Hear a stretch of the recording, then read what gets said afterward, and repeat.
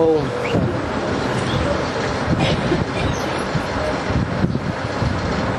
17 फरवरी 1968 का प्रहत क्लास है।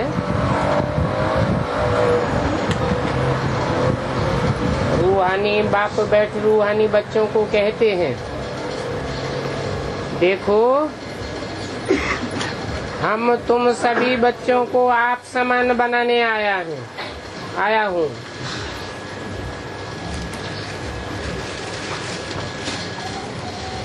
कैसा आप समान बनाने आया हूँ? तुम सभी बच्चों को बना। कितने बच्चों को आप समान बनाने आया हूँ?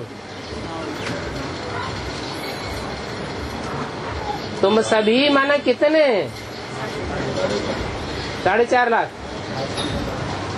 4.5 लाख आप समान बनेंगे। तुम सभी बच्चों को आप समान बनाने आया हूँ। आप समान कैसे बनावेंगे?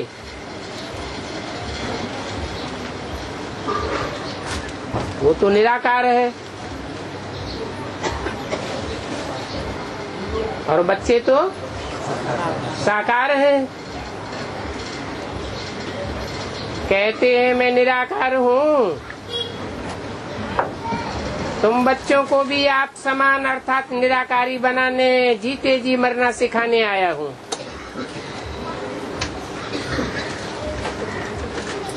बाप अपन को आत्मा समझते हैं ना, तो शरीर का भान नहीं है। शरीर में रहते हुए भी शरीर का भान नहीं। ये शरीर इनका तो नहीं है। तो तुम बच्चे भी शरीर का भान निकालो, क्योंकि तुम आत्माओं को मेरे साथ चलना है। नहीं तो मेरे साथ जा नहीं सकेंगे। ये शरीर तो जैसे मैंने लोन लिया है, ऐसे तुम भी समझो कि तुम आत्मा ने ये शरीर लोन लिया है पार्ट बजाने के लिए। तुम तो जन्म जन्मांतर शरीर लेते आए हो। अभी मैं जैसे जीते जी इसमें हूँ, परंतु हूँ तो न्यारा। मरना शरीर छोड़ने को कहा जाता है। तुमको भी जीते जी शरीर से मरना है। मैं भी आत्मा हूँ, तुम भी आत्मा हो। तुमको भी मेरे साथ चलना है या यहाँ ही बैठ जाना है? तुम्हारा शरीर में जन्म जन्मांतर का ममत्व तो है।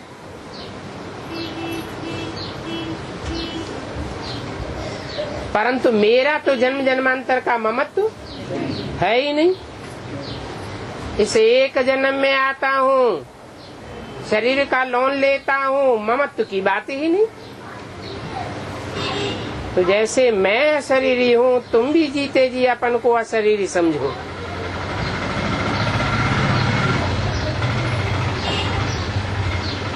हमको अभी बाबा के साथ जाना है। जैसे बाबा का ये पुराना शरीर है, हम आत्माओं का भी ये पुराना शरीर है।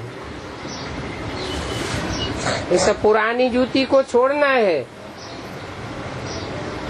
जैसे मेरा इनमें ममत्व नहीं है, तुम भी इस पुरानी जूते से ममत्व निकालो। तुमको तो ममत्व रखने की आदत पड़ी हुई है, हमको तो आदत नहीं है। मैं तो जीते जी मरा हुआ हूँ, तुमको भी जीते जी मरना है। मेरे साथ चलना है तो अब ये प्रैक्टिस करो। शरीर में कितना भान रहता है, बात मत पूछो। शरीर रोगी हो जाता है तब भी आत्मा उसको छोड़ती नहीं है।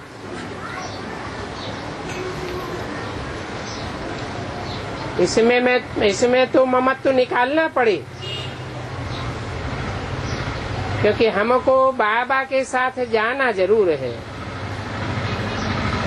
अपन को शरीर से न्यारा समझना है, इसको ही जीते जी मरना कहा जाता है। अपना घर ही याद रहता है। तुम इस शरीर में जन्म जन्मांतर रहते आए हो तो तुमको ये हेर पड़ जाती है। मैं तो इसमें आता ही हूँ टेम्परेरी, तो मरकर चलना अर्थात अपन को आत्मा समझ कर चलने से कोई भी देहधारी से ममत्व नहीं रहेगा। सभी सेंटर्स पर अक्सर करके किस न किस का किस में मोह हो जाता है।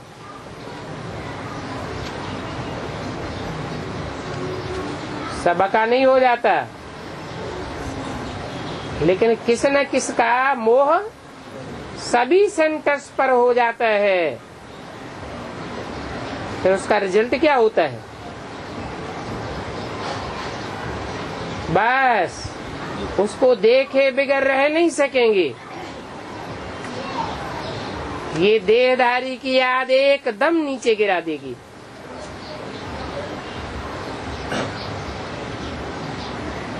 बड़ी ऊंची मंजिल है। खाते पीते जैसे कि मैं शरीर में हुई ही नहीं, वो अवस्था पक्की करनी है। तब ही 8 रत्न की माला में जा सकते हैं। मेहनत बगैर थोड़े ही ऊंचे पद मिल सकता है। जीते जी देखते हुए समझो, मैं तो वहां का रहने वाला हूँ। जैसे बाबा इसमें टेम्परेरी बैठा है, हम भी इस शरीर में टेम्परेरी हूँ। हमको भी फिर अभी घर जाना है। घर भी प्यारा लगता है, राजाई भी प्यारी लगती है। जब तक देह का भान नहीं टूटा है तब तक मुक्ति कैसे पावे? तो इस शरीर का भान एकदम छोड़ दो, क्योंकि तुमको मेरे साथ जरूर चलना है। देह भान नहीं छोड़ेंगे तो भी चलना है, नहीं चलना है। देह भान नहीं छोड़ेंगे तो भी लेकर के जाऊंगा। मुक्ति पाने का अर्थ ही है हम इस शरीर को छोड़ अपने घर जावें। तुम बच्चों को तो पता है बाबा आया हुआ है। अभी हमको घर ले जाने आए हैं, तो बाप कहते हैं शरीर से ममत्व छोड़ दो। अभी हमको घर जाना है। सिर्फ बाबा का ममत्व नहीं, हमको भी उसमें ममत्व नहीं रखना है। बाप को तो शरीर में बैठना पड़ता है, बैठना पड़ता है। माने स्वेच्छा से नहीं बैठना चाहते, क्या मजबूरी है? तुम बच्चों को वापस घर ले जाना है। बैठना इसलिए पड़ता है कि तुमको सिखलाना है कि अशरीरी कैसे बनो। चलना तो तुमको भी है, इसलिए कोई देहधारी में मौत न रहे। ये फलानी बहुत मीठे स्वभाव की है, ऐसे ऐसे बुद्धि जाती है ना। परंतु आत्मा के बगैर तो शरीर देखने में नहीं आता। बाप कहते हैं तुमको आत्मा को ही देखना है। शरीर को देखने से तुम फंस मरेंगे। बड़ी मंजिल है, प्रैक्टिस करना है आत्मा को देखने की। तुम्हारा तो जन्म जन्मांतर का पुराना ममत्व है और बाबा का ममत्व नहीं है। तभी बाबा बच्चों को सिखलाने लायक है। बाप खुद कहते हैं मैं शरीर में नहीं फंसता हूँ, और तुम तो फंसे हुए हो। अभी तुमको छुड़ाने आया हूँ। तुम्हारे 84 जन्म पूरे हुए, अभी इस शरीर से बाहर निकालो। देही अभिमानी होकर न रहने से तुम कहाँ न कहाँ फंसते रहेंगे।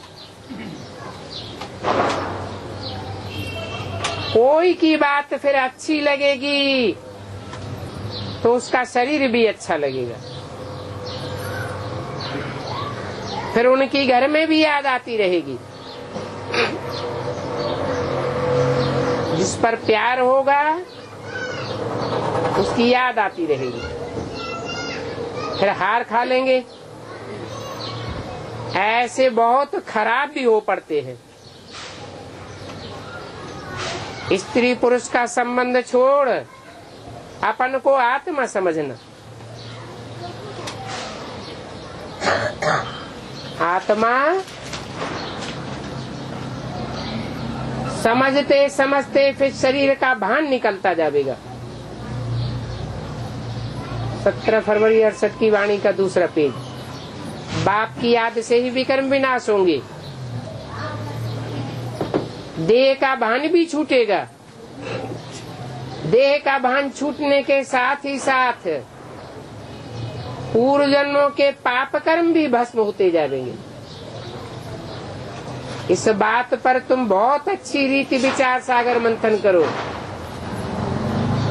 कि कैसे आत्मिक स्थिति में रहने से पाप भस्म होते हैं। आत्मिक स्थिति में रहेंगे तो बाप की भी याद आवेगी। नहीं रहेंगे, देहभान में रहेंगे तो बाप याद आ नहीं सकता। विचार सागर मंथन करने बगैर तुम उछल नहीं सकेंगे। ये पक्का होगा नहीं, हमको बाबा के पास जाना जरूर है। मूल बात है ही याद की। अभी हमारा 84 का चक्कर पूरा हुआ, अभी फिर शुरू होना है। हमको घर तो जरूर जाना है। इस पुरानी देह से ममत्व न मिटाया तो फिर फंस मरेंगे। या तो अपने शरीर में, या कोई मित्र संबंधी के शरीर में, या किसी बाहर के भाई बहन में फंस मरेंगे।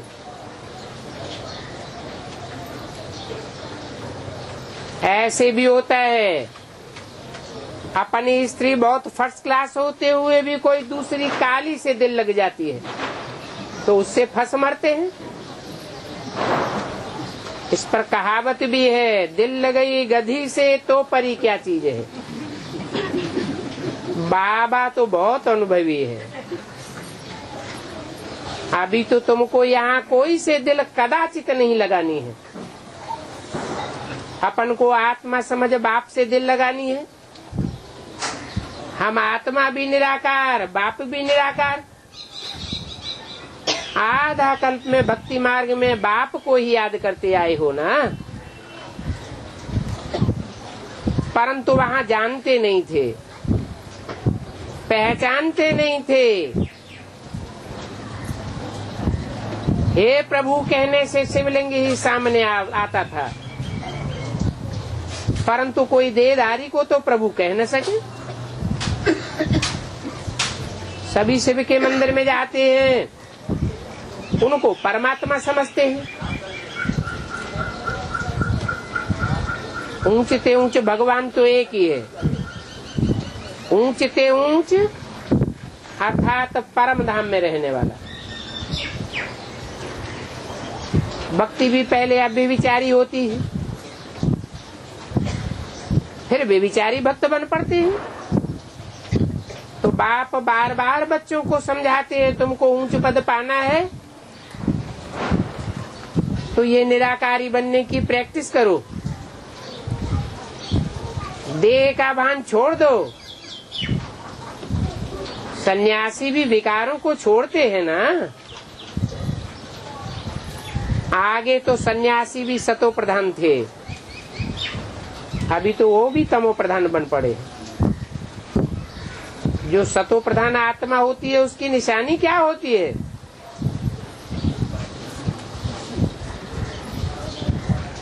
सतो प्रधान आत्मा कशिश करती है, क्योंकि आत्मा पवित्र है तो अपवित्र आत्माओं को खींचती है। बलपूर्ण जन्म में आते हैं तो भी पवित्र होने के कारण खींचते हैं। कितने उनके फॉलोअर्स बन जाते हैं। जितनी जितनी पवित्रता की ताकत जास्ती होगी उतने बहुत फॉलोअर्स बनेंगे। और ये बाप तो है ही एवर प्योर।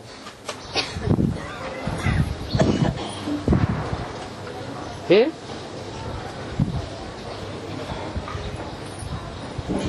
बाप आते हैं तो एवर प्योरिटी के कारण अनेक क्यों नहीं फॉलोअर बन जाते।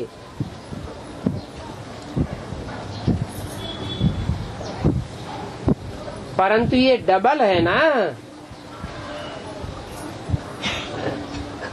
जैसे युग संगम युग है, कलयुग और सतयुग का संगम है, ऐसे ही एवर प्योर और एवर इम्प्योर का संगम है। डबल है, परंतु सारी ताकत किसकी है? डबल प्योर की ताकत है या डबल इम्प्योर की ताकत है? प्योर की ताकत है। इनकी ताकत नहीं है। शुरुआत में तुमको उन्होंने कशिश की,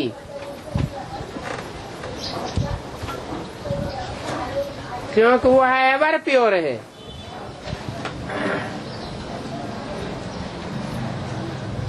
शुरुआत में कशिश की, फिर बीच में कशिश करना बंद कर दिया।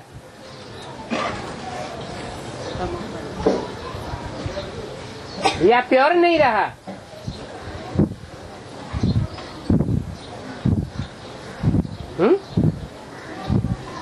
शुरुआत में ही क्यों कशिश की?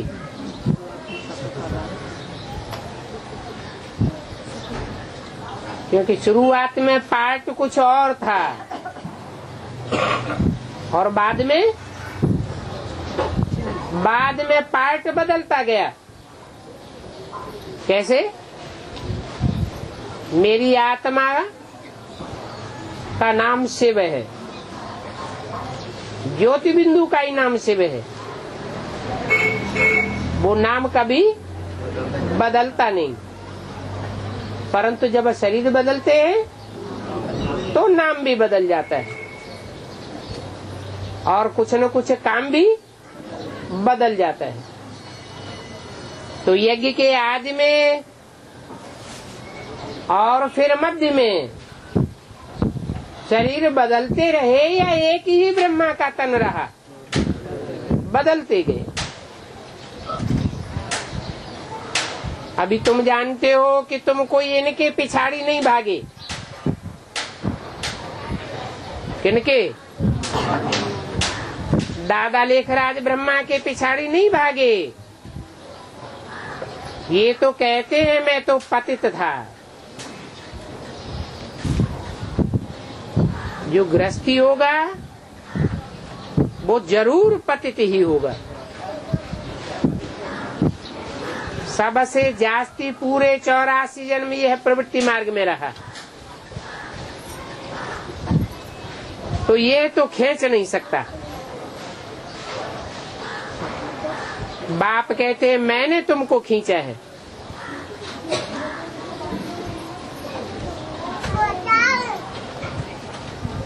तुमको इसकी तो याद भी नहीं आनी चाहिए, क्योंकि ये साकार है। इसकी याद आनी चाहिए। क्या बात? अभी तो यहाँ क्या पढ़ाया जा रहा है? अभी तो साकार में निराकार को याद करना, ये पढ़ाई जा रही है। और यहाँ क्या बोला है? बाप कहते मैंने तुमको खींचा है। ये कहने वाला कौन? सुप्रीम सोल निराकार शिव ज्योति बिंदु।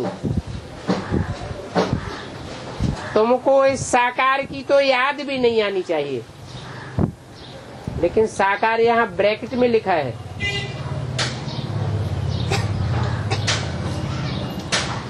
इस साकार की बात है। ब्रह्मा ने जो पुरुषार्थ किया जब तक, तब तक निराकारी बीज रूप स्टेज नहीं बनी। इसलिए बोला इस साकार की याद भी नहीं आनी चाहिए, इनका चित्र भी नहीं रखना चाहिए। बल सन्यासी पवित्र रहते हैं, परंतु मेरे जैसा पवित्र तो कोई नहीं होता। मेरे जैसा पता कैसे लगेगा?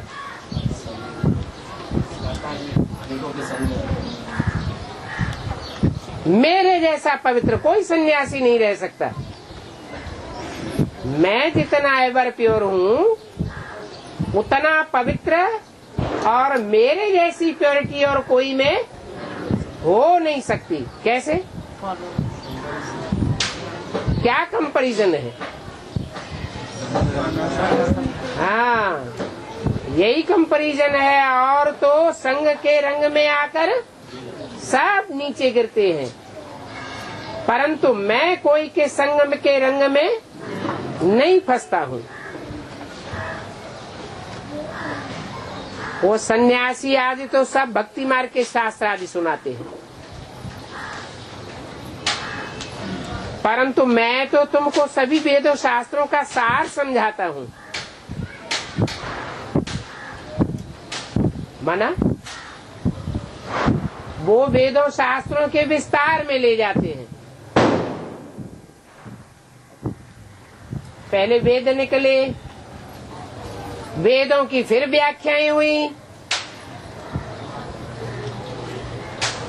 तो ब्राह्मण निकले, आरण्यक निकले, फिर व्याख्याएं हुई, तो विस्तार होता गया ना।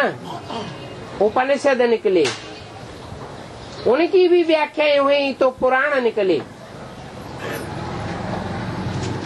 अभी तो देखो शास्त्रों का कितना विस्तार हो गया। एक ही गीता की सैकड़ों टीकाएं हो गई। तो वो मनुष्य गुरु तो विस्तार में ले जाते हैं, और मैं तुमको शास्त्रों का सार सुनाता हूँ। चित्र में दिखाया है विष्णु की नाभि कमल से ब्रह्मा निकला।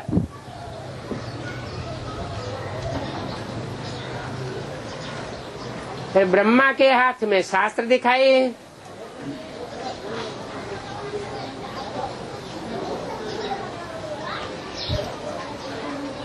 अब विष्णु तो ब्रह्मा द्वारा शास्त्रों का सार नहीं सुनाते,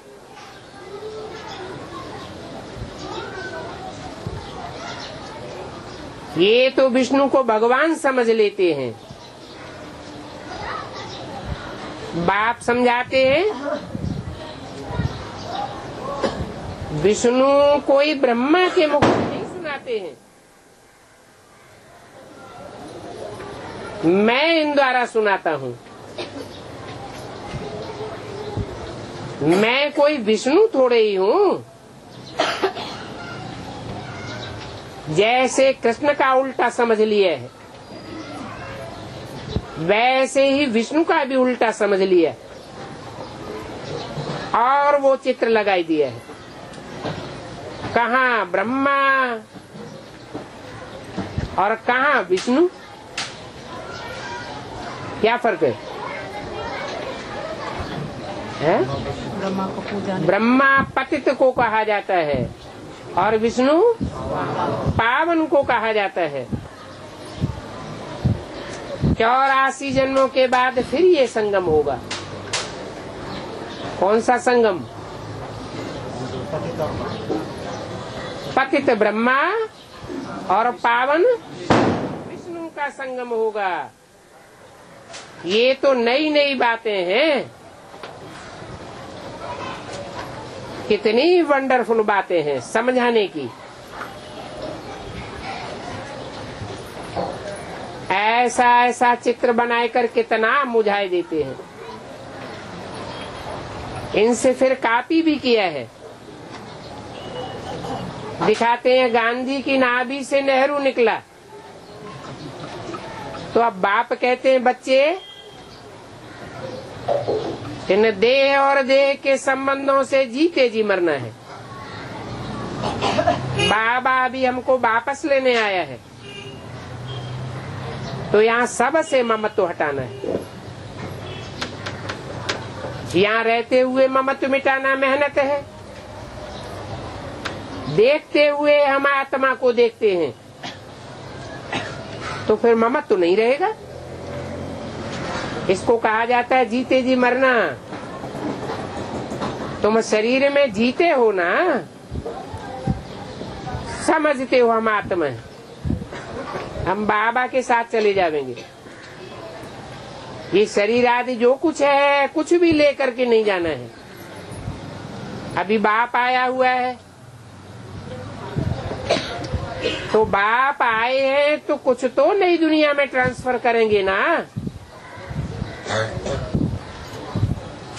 अभी हम अपना सब कुछ नई दुनिया के लिए ट्रांसफर करते हैं।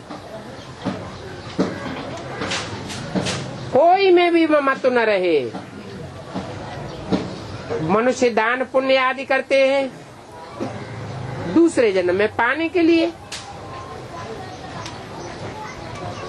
तुमको तो इस पुरानी दुनिया में नहीं मिलना है। कहाँ मिलेगा?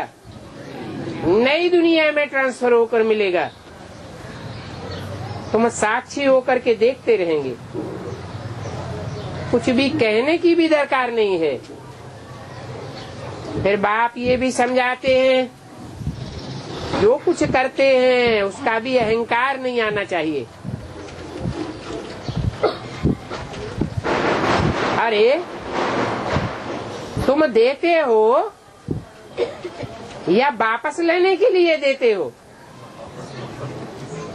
कोई बैंक में पैसा जमा करता है तो ये अहंकार रहता है कि हमने बैंक को दिया।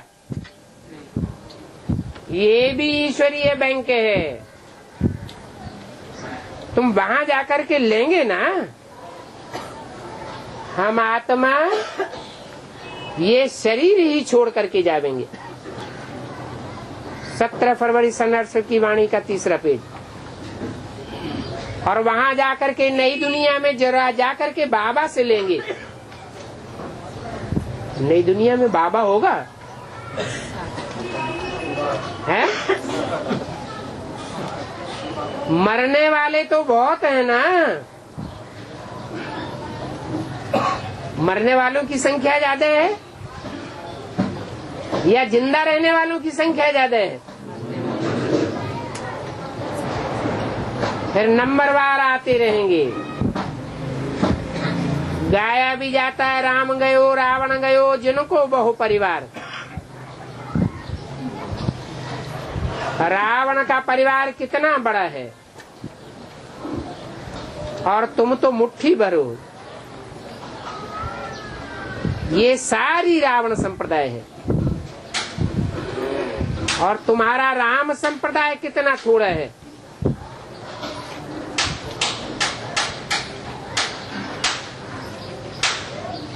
कितना है राम संप्रदाय? सूर्यवंशी और चंद्रवंशी। तुम पृथ्वी के सितारे हो ना। माँ बाप और तुम बच्चे। तो बार बार बाप बच्चों को समझाते हैं मर्जीवा बनने की कोशिश करो। देखा जाता है कोई अच्छी कुमारी व युवा माता देखते हैं तो उनकी देह में ममत्व हो जाता है। अरे ये तो बड़ी अच्छी चीज है, कितना ललचायमानी होती है, दिल में आता है ये तो बहुत मीठा समझाती है। माया ललचाए देती है ना, तकदीर में नहीं है तो फिर माया सामने आ जाती है। आत्मा को नहीं देखेंगे, देह में फंस मरेंगे। उनको फिर कितना भी समझाओ और ही उनका गुस्सा बढ़ता जाएगा। ये नहीं समझते हैं ये हमको देह अभिमान से छुड़ाते हैं। तकदीर में नहीं है तो जोर से समझाने से और ही टूट पड़ते हैं। इसलिए बाप प्यार से चलाते जाते हैं। कोई की दिल लग जाती है तो फिर बात मत पूछो, जैसे कि पागल हो जाते हैं। बस मैं तो फलानी से ही शादी करूंगा। यहाँ भी आकर के कहते हैं हमको फलानी से शादी कराओ। कहा जाता है चुप होकर के बैठो, नहीं तो यहाँ से भाग जाओ। ऐसे ऐसे भी होते हैं। माया है ना, एकदम बेसमझ बनाई देती है। इसलिए बाप कहते हैं कभी भी किसी के नाम रूप में नहीं फंसना है।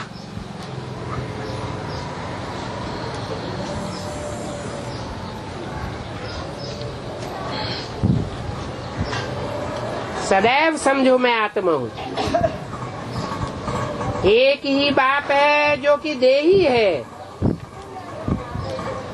उनसे ही प्यार रखना है। यही मेहनत है। बाबा की मुरली तो सभी सेंटर पर सुनेंगे, परंतु कोई की भी देह में ममत्व न हो। ऐसे भी नहीं है कि घर में बैठे बैठाए वो ज्ञान देने वाले याद पड़ते रहे। ये बहुत मीठी है, बहुत अच्छा समझाती है। अरे मीठा तो ज्ञान है ना, मीठी आत्मा है। शरीर थोड़ा ही मीठा होता है, शरीर तो विनाशी है।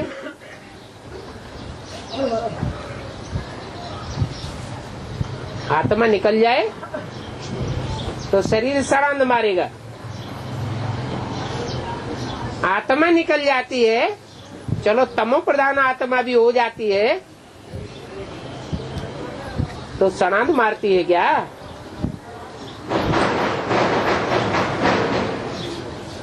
शरीर और आत्मा, बात करने वाली आत्मा है ना। शरीर पर आशुक नहीं होना चाहिए। इसलिए बाबा कहते हैं फोटो आदि भी मत रखो। अगर फोटो आदि रखेंगे तो फंस मरेंगे। बाबा को ये बहुत ख्याल आता है फोटो न रखें।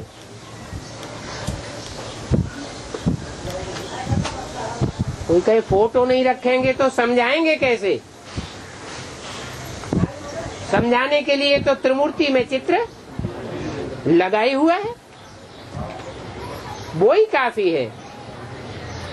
अलग से फोटो आदि रखने की दरकार नहीं है।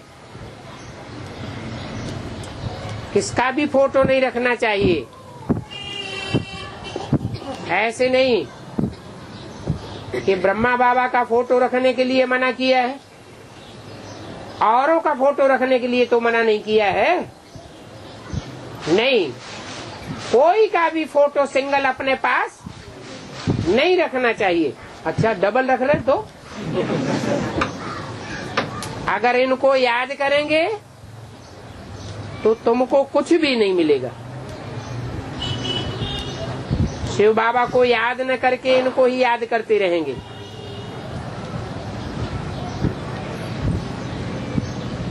अच्छा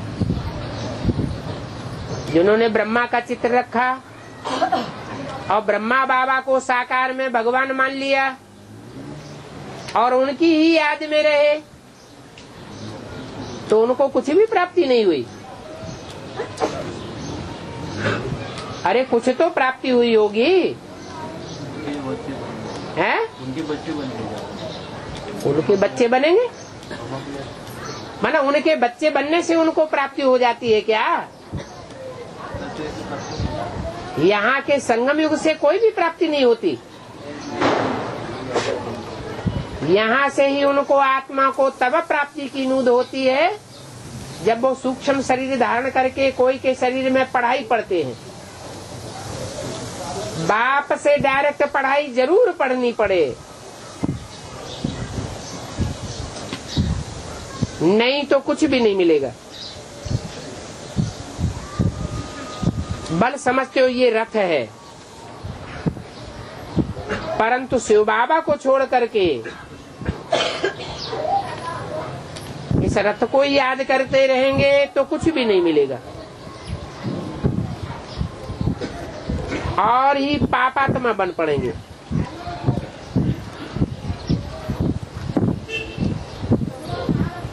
शिव बाबा को छोड़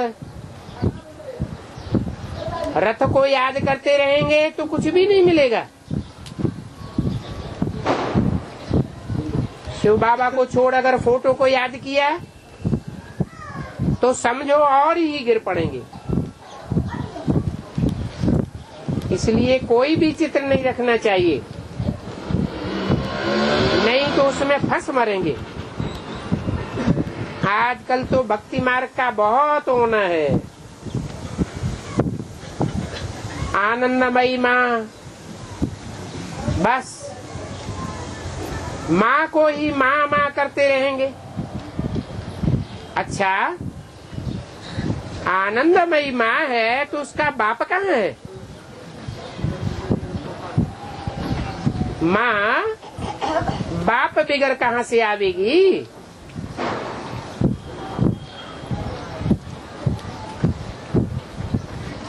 वर्षा बाप से मिलता है या माँ से मिलता है?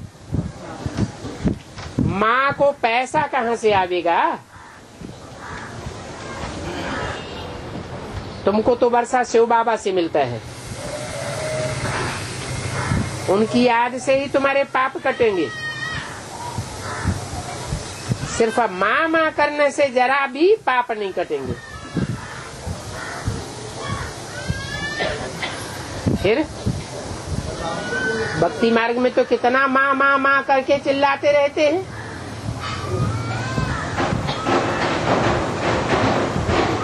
तो उनको सुख का शांति का वर्षा नहीं मिलता है क्या? बाप कहते हैं कोई दूसरे को याद न करो, माँ में कम याद करो। कोई के नाम रूप में नहीं फंसना है। फंसते रहेंगे तो और ही पाप बनते जाएंगे, क्योंकि बाप का नाफरमान बरदार बनते हो। बहुत बच्चे भूले हुए हैं। बाप समझाते हैं अभी मैं तुम बच्चों को लेने आया हूँ और जरूर ले जाऊंगा। सिर्फ मेरे को याद करो तो तुम्हारे पाप कटेंगे। भक्ति मार्ग में तो बहुतों को याद करते रहे, परंतु बाप बिगड़ काम कैसे होगा? बाप थोड़े ही कहते हैं माँ को याद करो। बाप तो कहते हैं मुझे याद करो। पतित पावन मैं हूँ ना, तुम्हारी माँ थोड़े ही पतित पावन है। तो बाप के डायरेक्शन पर चलो। तुम भी बाप के डायरेक्शन पर औरों को समझाते हो, तो तुम कोई थोड़े ही पतित पावन ठहरे। तो याद एक को करना चाहिए। हमारा तो एक बाप, दूसरा न कोई। बाबा मैं आप पर ही बारी जाऊंगा, बारी तो जाना शिव बाबा पर ही जाना है, और सभी की याद टूट जानी चाहिए। भक्ति मार्ग में तो बहुतों को याद करते रहते हैं, यहाँ तो एक शिव बाबा, दूसरा न कोई, फिर कोई अपनी चलाते हैं, फिर मुझ पढ़ते हैं। कहते हैं बिंदी को कैसे याद करें। अरे तुमको तो अपनी आत्मा याद है ना, कि मैं आत्मा बिंदी हूँ। तुम्हारा बाप भी बिंदी है, बाप से वर्षा मिलता है। माँ तो फिर देहधारी हो जाती है। बाप बीज को कहा जाता है। बीज है निराकार और बाप है, बाप है निराकार, परंतु उसको आधार चाहिए। आधार साकार होगा या निराकार होगा? आधार होता है साकार। तो वही एक बाप से वर्षा मिलना है। इसलिए और सभी बातों को छोड़ एक से बुद्धि का योग लगाना है। याद से सबके पाप कटेंगे, और कोई दूसरे की याद से एक भी पाप नहीं कटेगा, और ही चढ़ते जाएंगे। तो बाप को याद करने में मेहनत है।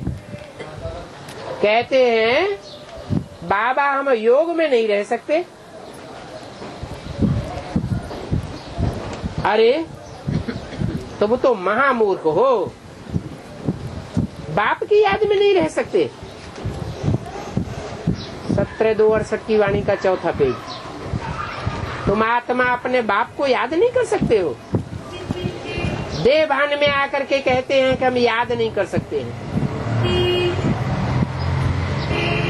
आत्माभिमानी बने हो तो ये कहने की दरकार ही नहीं कि हम आपको याद नहीं कर सकते। इसमें बड़ी विशाल बुद्धि चाहिए। बुद्धि नहीं होती है तो बेताले हो जाते हैं। बाप तो कहते हैं माम एकम याद करो, तब ही तुम्हारे पाप कटेंगे। देहधारियों को याद करने से तुम पतित बने हो। अभी अपन को देही समझो, देही के बाप को याद करो। कई मम्मा बाबा के फोटो लेते हैं। मैं कह देता हूँ कि तुम गिर पड़ेंगे।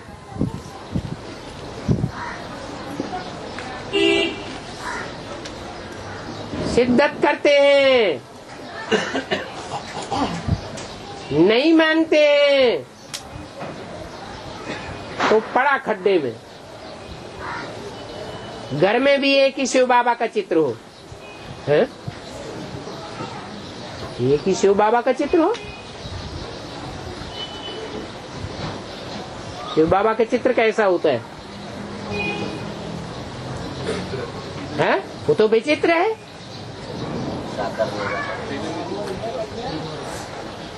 बाप तो इतना समझाए फिर भी कह देते हैं मन मना भव। ये बाबा भी गीता ही पढ़ते थे और लक्ष्मी नारायण की पूजा करते थे। छोटेपन में कृष्ण की करते थे, फिर जब बड़ा हुआ तो कृष्ण को छोड़ नारायण की करने लगे।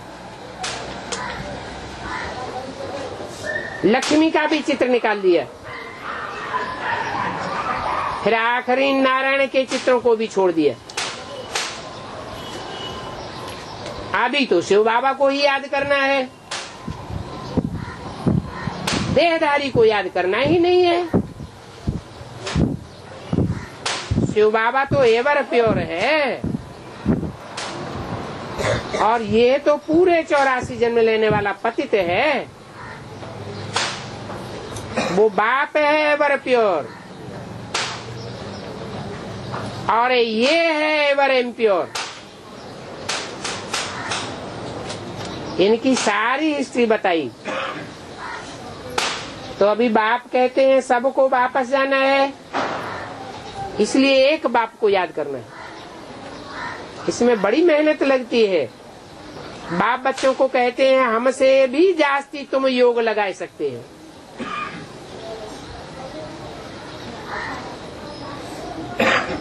बाबा के पास तो बड़े ही मामले रहते हैं। कितने सेंटर से पत्र आते हैं, ढेर के ढेर बच्चे हैं।